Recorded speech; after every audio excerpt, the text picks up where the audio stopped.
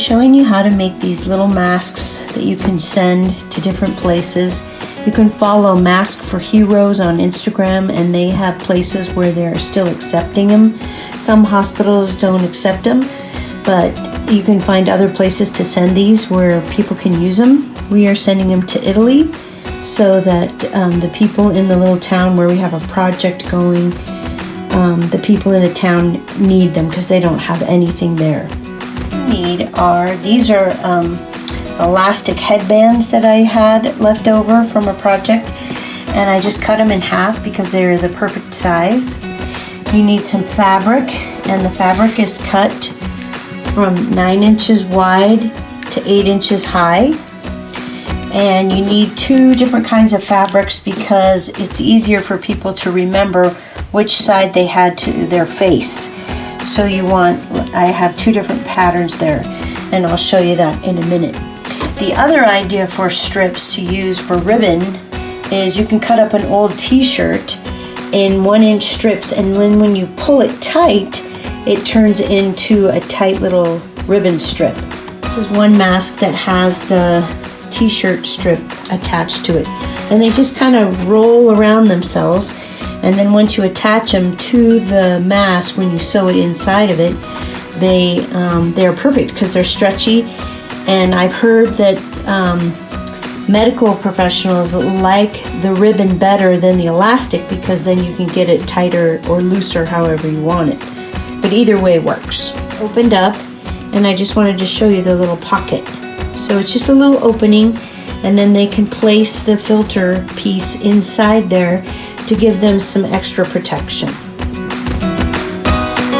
You have your 2 pieces of fabric, both cut to 9 inches wide by 8 inches high.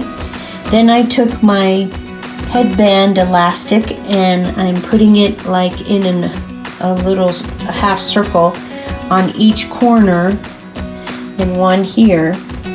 And then you put the next piece of fabric, the other fabric, over the top. This is kind of hard to do with one hand.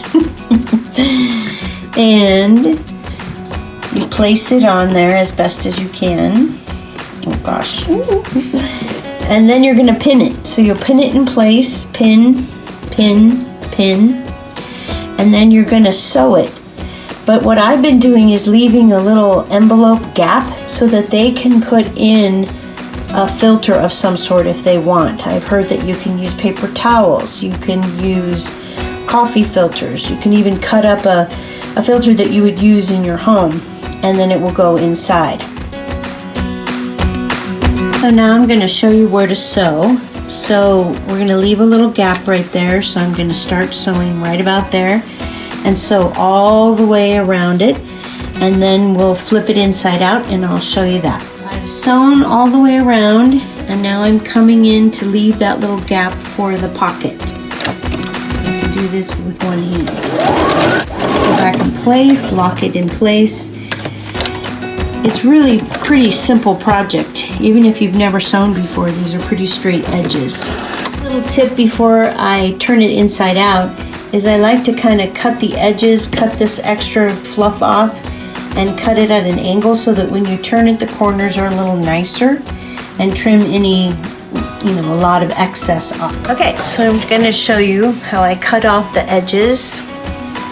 You can see that little leftover, and I'm just cutting it at an angle to make it easier for the corners. And you can trim off like some excess fabric so that it's not such a big bulky thing when you go to sew the little pleats.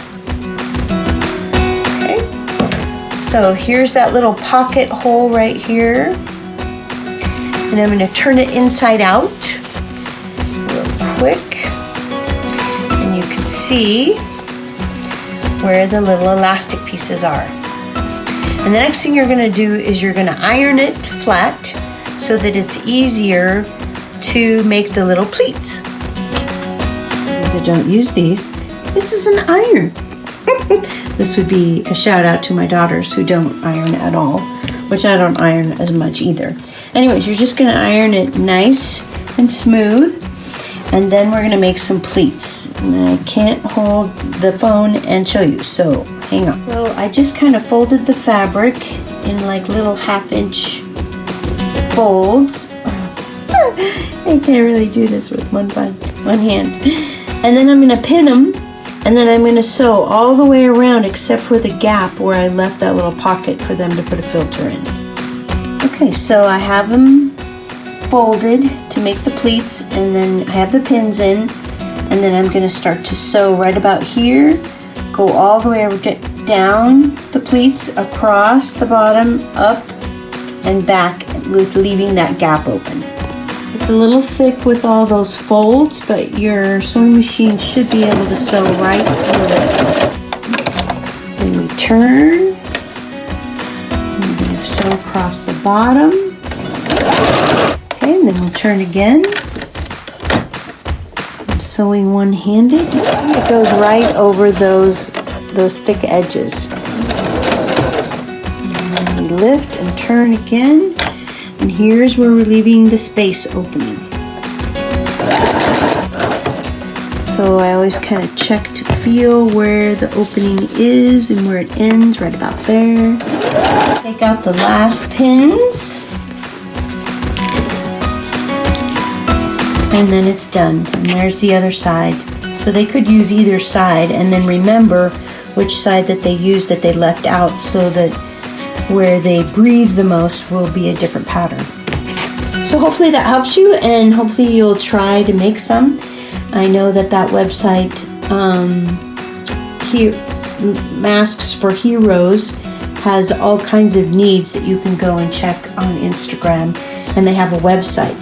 And this pattern was from Made Every Day, and you can follow her as well, because she has awesome patterns.